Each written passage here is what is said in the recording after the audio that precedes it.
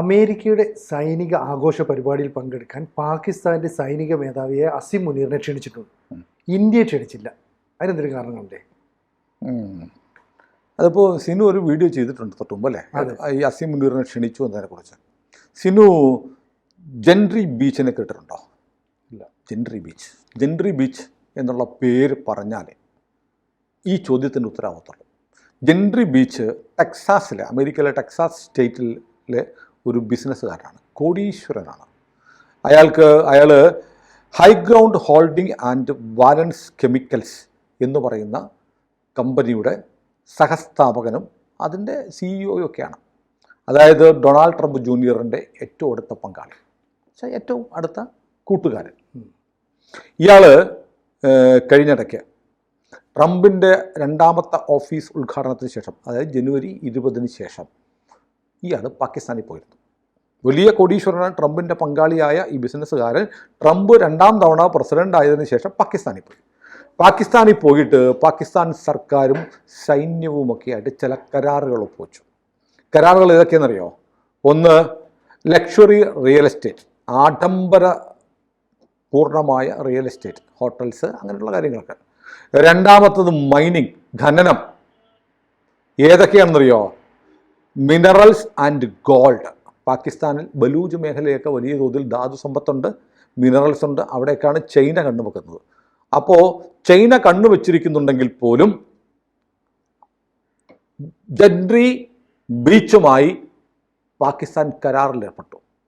Luxury hotel business, mining, gold and minerals mining, കൂടാതെ energy, technology തുടങ്ങിയ മേഖലകളിൽ നിർണായകമായ കരാറ് ട്രംപിൻ്റെ സഹചാരിയായ ബിസിനസ് പങ്കാളിയായ ജെൻട്രി ബീച്ച് ഒപ്പുവെച്ചു. അതിനുശേഷം അദ്ദേഹം അമേരിക്കയിലെത്തി ട്രംപിനെ കണ്ടു. അവർ ദീർഘമായും മണിക്കൂറുകൾ ചർച്ച ചെയ്തു. അതിനുശേഷം ജെൻട്രി ബീച്ച് ഒരു പ്രസ്താവന നടത്തി. അത്ഭുതകരമായ രാജ്യമാണ് പാകിസ്ഥാൻ. അമേരിക്കയ്ക്ക് വേണ്ടി തീവ്രവാദത്തിനെതിരായിട്ടുള്ള ശക്തമായ നിലപാടുകൾ പാകിസ്ഥാൻ എടുത്തിട്ടുണ്ട്. കാരണം അമേരിക്കയുടെ സൈഡിൽ നിന്ന് നോക്കുമ്പോഴാണ് അൽ ഖ്വയ്ദക്കെതിരെ, IS-നെതിരെയുള്ള പോരാട്ടത്തിൽ അമേരിക്ക പറഞ്ഞ കാര്യങ്ങൾ പാകിസ്ഥാൻ ചെയ്തിട്ടുണ്ട്. ഒസാമ ബിൻ ലാദൻ അബോട്ടാബാദിലുണ്ടായിരുന്നപ്പോൾ US മറീനുകൾ ഹെലികോപ്റ്ററിൽ പറന്ന് പാകിസ്ഥാനിൽ ഇറങ്ങിയിട്ട് അയാളെ പിടിച്ചുകൊണ്ട് പോയി കൊന്നു. പാകിസ്ഥാൻ ഒരു വെടി പോലും വെച്ചില്ല. പാകിസ്ഥാൻ അറിഞ്ഞില്ലെന്നാണ് പറഞ്ഞത്. അറിഞ്ഞില്ല എന്നൊക്കെ പറയുന്നത് ചുമ്മാതെയാണ്. അറിഞ്ഞുകൊണ്ട് തന്നെ പാകിസ്ഥാനോട് പറഞ്ഞിട്ട് വന്നതാണ്. കാരണം ഒസാമ ബിൻ ലാദനെ പിടിക്കാനായിട്ട് പാകിസ്ഥാൻ സഹായിച്ചു. അപ്പം അമേരിക്കയുടെ ആവശ്യങ്ങളൊക്കെ ആര് സഹായിച്ചു? തീവ്രവാദത്തിനെതിരെ അമേരിക്ക വാണ്ടഡായിട്ട് പ്രഖ്യാപിച്ചിട്ടുള്ള തീവ്രവാദികളെ പാകിസ്ഥാൻ പിടിച്ചു കൊടുത്തിട്ടുണ്ട്. ഇന്ത്യ വാണ്ടഡായിട്ട് പറയുന്നവരെ പിടിച്ചു കൊടുക്കത്തില്ല, തരില്ല എന്ന് മാത്രമല്ല, അവർക്ക് എല്ലാ സംരക്ഷണവും കൊടുക്കും. ഇതാണ് പാകിസ്ഥാൻ എടുക്കുന്നത്. അപ്പം അമേരിക്കയ്ക്ക് വേണ്ടി ഒരുപാട് ത്യാഗം ചെയ്തിട്ടുണ്ട് പാകിസ്ഥാൻ എന്ന് ജെൻട്രി ബീച്ച് പറയുന്നു. അത് കഴിഞ്ഞിട്ട് പാകിസ്ഥാൻ്റെ പ്രതിരോധ മന്ത്രി മുമ്പൊരിക്കൽ പറഞ്ഞിരുന്നു, ഞങ്ങൾ തീവ്രവാദം നടത്തിയിട്ടുണ്ട്, തീവ്രവാദികളെ പ്രോത്സാഹിപ്പിച്ചിട്ടുണ്ട്, അവർക്കെല്ലാ സഹായവും ചെയ്തു കൊടുത്തിട്ടുണ്ട്. ആർക്ക് വേണ്ടിയിട്ടാണ്? അമേരിക്കയ്ക്ക് വേണ്ടിയിട്ടാണ്. ഒന്ന് ഓപ്പറേഷൻ സിന്ദൂറിന് മുമ്പ് പഹൽഗാം ആക്രമണം കഴിഞ്ഞ് പാകിസ്ഥാൻ പറഞ്ഞിട്ടുണ്ട്. അപ്പോൾ അമേരിക്കയും പാകിസ്ഥാനും തമ്മിലുള്ള ഒരു ബന്ധം നമുക്കറിയാലോ. ഈ ബന്ധം അതിശക്തമാണ്. ഈ അതിശക്തമായ ബന്ധത്തിന് പെട്ടെന്ന് കഴിഞ്ഞ ഒരു 15 ആഴ്ചകൾക്കുള്ളിലാണ് അമേരിക്കയും പാകിസ്ഥാനും തമ്മിലുള്ള ബന്ധം അതിശക്തമാകുന്നത്. അതിനു മുമ്പത്തെ ബുഷിൻ്റെ കാലത്ത് പാകിസ്ഥാനുമായി നല്ല ബന്ധമായിരുന്നു. പിന്നീട് ട്രംപ് വന്നതിന് ശേഷം, ആദ്യത്തെ ട്രംപിൻ്റെ കാലത്ത് പാകിസ്ഥാനെ പാടെ അവഗണിക്കുന്ന നിലപാടായിരുന്നു ട്രംപിന്. ബന്ധം വഷളായിരുന്നു. അതിനുശേഷം ട്രംപ് 2018 ട്രംപ് ഒരു ട്വീറ്റ് ചെയ്തു. നേരത്തെ ബുഷിൻ്റെ അടക്കമുള്ള ഭരണകൂടങ്ങൾ, അമേരിക്കൻ ഭരണകൂടം $33 ബില്യൺ അമേരിക്കയ്ക്ക് കൊടുത്തു. അത് ആനമണ്ടത്തരമായി. നമ്മൾ അഫ്ഗാനിസ്ഥാനിലൊക്കെ തീവ്രവാദികൾക്കെതിരെ പൊരുതിക്കൊണ്ടിരിക്കുമ്പോൾ പാകിസ്ഥാൻ അവർക്ക് സ്വർഗമൊരുക്കുകയായിരുന്നു എന്നെല്ലാം പറഞ്ഞിട്ട് പാകിസ്ഥാൻ്റെ സുരക്ഷയ്ക്ക് വേണ്ടി അമേരിക്ക കൊടുത്തിരിക്കുന്ന 1.3 ബില്യൻ്റെ സഹായം ട്രംപ് കട്ട് ചെയ്തു. ആ ട്രംപാണ് കഴിഞ്ഞ 15 ആഴ്ചക്കിടെ കടകം മറിഞ്ഞ് പാകിസ്ഥാൻ അനുകൂലമായ നിലപാടെടുക്കുന്നത്. എന്നിട്ട് തീവ്രവാദത്തെ നേരിടാനുള്ള കൗണ്ടർ ടെററിസത്തിന് വേണ്ടിയുള്ള ഐക്യരാഷ്ട്രസഭയുടെ ഒരു ഏജൻസിയുടെ അധ്യക്ഷ സ്ഥാനത്തേക്ക് പാകിസ്ഥാനെ നിർദ്ദേശിച്ചത് അമേരിക്കയാണ്. അമേരിക്ക പറയുന്നത് പാകിസ്ഥാൻ ഭീകരവാദത്തിനെതിരെ നിലപാടെടുക്കുന്നുണ്ട്, ഞങ്ങൾ ആവശ്യപ്പെട്ട ഭീകരവാദികളൊക്കെ പിടിച്ചു വന്നിട്ടുണ്ട്. ശരിയാണ്, പക്ഷെ അത് അമേരിക്കയോട് മാത്രമാണ്. പക്ഷെ ബാക്കി എല്ലായിടത്തേക്കും ഇന്ത്യ പോലെയുള്ള രാജ്യങ്ങളിലേക്ക് തീവ്രവാദത്തെ കയറ്റുമതി ചെയ്യുന്ന ഈ രാജ്യം അമേരിക്കയ്ക്ക് വേണ്ടി ചെയ്തിട്ടുണ്ട്. അതുകൊണ്ട് അവർ പറയുന്നു ഭീകരവിരുദ്ധ. അതുകൊണ്ടാണ് അമിത്ഷാ പറഞ്ഞത് ഈ പാല് സൂക്ഷിക്കാൻ വേണ്ടിയിട്ട് പൂച്ചയെ ഏൽപ്പിക്കുന്ന പോലെയാണ്. അമിത്ഷായാണോ ജയശങ്കറാണോ? പൂച്ചയെ ഏൽപ്പിക്കുന്ന പോലെയാണ് അമേരിക്കയുടെ നിലപാടെന്ന് പരസ്യമായിട്ട് പറഞ്ഞു. അപ്പോൾ ഏതായാലും ഇതാണ് കാരണം. അപ്പോൾ ഇതൊന്നും അല്ല കാരണം എന്ന് പറഞ്ഞാൽ പ്രധാനപ്പെട്ട ഒരു കാര്യം, ഒന്ന്, പാകിസ്ഥാനിലെ ബലൂജ് മേഖല എന്ന് പറയുന്ന ബലൂചിസ്ഥാൻ മേഖല വളരെ മിനറൽ റിച്ചാണ്. ഓയിലുണ്ട്, സ്വർണ്ണമുണ്ട്, അപൂർവ ധാതുക്കളുണ്ട്, ചൈനയ്ക്ക് കണ്ണുണ്ട്. പക്ഷേ ഇപ്പോൾ ആ മേഖല അമേരിക്കയ്ക്ക് വേണ്ടി തുറന്നു കൊടുക്കാൻ പോകുന്നു. അമേരിക്കയ്ക്കല്ല, ആർക്കാണ്? ബീച്ചിന്, ജെൻട്രി ബീച്ചിന് തുറന്നു കൊടുക്കുന്നു. ജെൻട്രി ബീച്ചിൻ്റെ പങ്കാളിയാരാ? Donald Trump. അപ്പോൾ രണ്ട് വ്യക്തികൾക്ക് പാകിസ്ഥാനിലെ അമൂല്യമായ ധാതു സമ്പത്തുകൾ തുറന്നു കൊടുക്കുന്നു. രാജ്യത്തിനല്ല, ശ്രദ്ധിക്കണം, കൃത്യമായി രണ്ട് കച്ചവടക്കാർക്ക് കൊടുക്കുന്നു. അതോടൊപ്പം ട്രംപിൻ്റെ ക്രിപ്റ്റോ കറൻസിക്ക് പാകിസ്ഥാൻ അംഗീകാരം കൊടുക്കുന്നു. ട്രംപിനെ സംബന്ധിച്ച് ഇത് ലാസ്റ്റ് ടൈമാണ് അല്ലേ, ഇനി പ്രസിഡന്റ് ആവത്തില്ല. പരമാവധി പണം ഉണ്ടാക്കുക എന്ന പോളിസിയാണ് ട്രംപ് ഇപ്പോൾ നടത്തിക്കൊണ്ടിരിക്കുന്നത്. അതിനു വേണ്ടിയിട്ട് പാകിസ്ഥാനോടുള്ള പരമ്പരാഗതമായ നിലപാട് ട്രംപ് മാറ്റി. ട്രംപിൻ്റെ പരമ്പരാഗതമായ നിലപാടാണ്. പക്ഷെ അമേരിക്കയുടെ പരമ്പരാഗതമായ നിലപാട് എന്താ? അതായത് നാറ്റോയ്ക്ക് പുറത്തുള്ള അമേരിക്കയുടെ ഏറ്റവും വലിയ പങ്കാളി പാകിസ്ഥാനാണ്. നമ്മളിപ്പോൾ പാകിസ്ഥാൻ പാകിസ്ഥാൻ അമേരിക്കൻ സഖ്യകക്ഷിയാണ്, ഒരു തർക്കവുമില്ല. നാറ്റോ കഴിഞ്ഞാൽ പാകിസ്ഥാൻ ഏറ്റവും കൂടുതൽ കരാറുകളുള്ളത് അമേരിക്കയുമായിട്ടാണ്. ഇത് നമ്മൾ മറന്നുപോയപ്പോഴാണെന്നറിയോ? ട്രംപിൻ്റെ ആദ്യത്തെ ടൈമിൽ കണ്ടപ്പോൾ ട്രംപ് എടുത്ത നിലപാടുകൾ കണ്ടപ്പോൾ പാകിസ്ഥാനെതിരായിരുന്നു ട്രംപ്. പക്ഷേ ട്രംപ് കഴിഞ്ഞ 15 ആഴ്ചക്കിടെ ട്രംപ് മാറി. ഒന്ന് കാരണം ട്രംപിൻ്റെ വ്യക്തിപരമായ സാമ്പത്തിക താല്പര്യങ്ങൾ, ജെൻട്രി ബീച്ച് വഴിയുള്ള ഇടപാടുകൾ. രണ്ടാമത്തെ കാര്യമാണ് ഏറ്റവും പ്രധാനപ്പെട്ട. കഴിഞ്ഞ ദിവസം നമ്മളിത് പറഞ്ഞതാണ്. നൂർഖാൻ എയർബേസ് എന്ന് പറയുന്നത് അഫ്ഗാൻ അധിനിവേശ കാലം മുതൽ അമേരിക്കയുടെ കയ്യിലായിരുന്നു. ആർക്കും അറിയില്ല. പാകിസ്ഥാൻ പട്ടാളത്തിന് പോലും അവിടെ പ്രവേശനമില്ലായിരുന്നു. അവിടെ ഇന്ത്യ ബ്രഹ്മോസ് ഉപയോഗിച്ച് ആക്രമണം നടത്തിയപ്പോൾ അവിടെ തകർന്നു പോയ വിമാനങ്ങൾ, കൊല്ലപ്പെട്ട പട്ടാളക്കാർ, ഇതൊക്കെ അമേരിക്കയുടേതാണ്. അമേരിക്കയ്ക്ക് ഈ തൊണ്ടപ്പെടുത്ത വിഴുങ്ങാനേ പറ്റുള്ളൂ എന്ന് പറഞ്ഞ മിണ്ടാൻ പറ്റാത്ത അവസ്ഥയായി. അമേരിക്കയുമായിട്ടുള്ള നമ്മുടെ ബന്ധത്തെ വഷളാക്കാനൊരു കാരണം അമേരിക്കയ്ക്കാണ് നൂർഖാനിൽ അടികിട്ടി. ഇന്ത്യ അറിഞ്ഞുകൊണ്ടോ അറിയാതെയോ കൊടുത്ത അടി. അറിയാതായിരിക്കുമെന്ന് ഞാൻ കരുതുന്നില്ല. ഒരു പണി അമേരിക്കയ്ക്കും വേണം എന്ന് നമ്മൾ തീരുമാനിച്ചത് കൊണ്ടുകൂടിയായിരിക്കാം ഒന്നത്. രണ്ടാമത്തെ, ഈ യുദ്ധത്തിൽ സുപ്രീമസി തെളിയിക്കപ്പെട്ടത് ഇന്ത്യൻ ആയുധങ്ങളും റഷ്യൻ ആയുധങ്ങളുമാണ്. അപ്പോൾ അമേരിക്കയ്ക്ക് ഗ്ലോബൽ ആയുധ വിപണിയിൽ റഷ്യ വീണ്ടും ഭീഷണിയാവുന്നു, ഇന്ത്യയും ഭീഷണിയാവുന്നു അല്ലേ? ഇന്ത്യൻ ആയുധങ്ങൾ അമേരിക്കയുടെയും സഹായമുള്ള, ചൈനയുടെ സഹായമുള്ള പാകിസ്ഥാനെ നിലംപരിശാക്കിയെങ്കിൽ ഗ്ലോബൽ പവർ എന്ന നിലയിൽ ഇന്ത്യ കയറി വരുന്നു. ഇന്ത്യ 4ാമത്തെ സാമ്പത്തിക ശക്തിയാവുന്നു. ആരെയും തള്ളിയിട്ട്? ജപ്പാനെ തള്ളിയിട്ട്. ജപ്പാൻ എന്ന് പറഞ്ഞാൽ അമേരിക്കയുടെ പ്രോക്സിയാണ്. അതെ, പണ്ട് ഹിരോഷിമ നാഗസാക്കിയൊക്കെ ബോംബിട്ട് തകർത്ത അമേരിക്കയാണെങ്കിൽ പോലും പിന്നീട് അമേരിക്കയാണ് ജപ്പാനെ റീബിൽഡ് ചെയ്യുന്നത്, അമേരിക്ക സഹായിക്കുന്നത്, സൈനിക സഹായമൊക്കെ കൊടുക്കുന്നത് അമേരിക്കയാണ് ജപ്പാന്.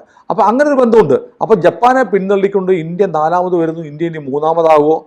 അങ്ങനെ ഇന്ത്യ പോലെയുള്ളൊരു രാജ്യം കയറി വരുന്നത് ഏഷ്യയിൽ ഒരു കരുത്തനായ ഒരു രാജ്യം ഉണ്ടായി വരുന്ന അമേരിക്കൻ താല്പര്യങ്ങൾക്ക് ഇഷ്ടമല്ല. അപ്പോൾ ട്രംപിൻ്റെ വ്യക്തിപരമായ സാമ്പത്തിക താല്പര്യങ്ങൾ, നൂർഖാൻ എയർബേസ് രഹസ്യമായി നടത്തിക്കൊണ്ടിരുന്ന അമേരിക്കയ്ക്ക് ഓപ്പറേഷൻ സിന്ദൂർ കാലത്ത് കിട്ടിയ പുറത്തു പറയാൻ കൊള്ളാത്ത അടി.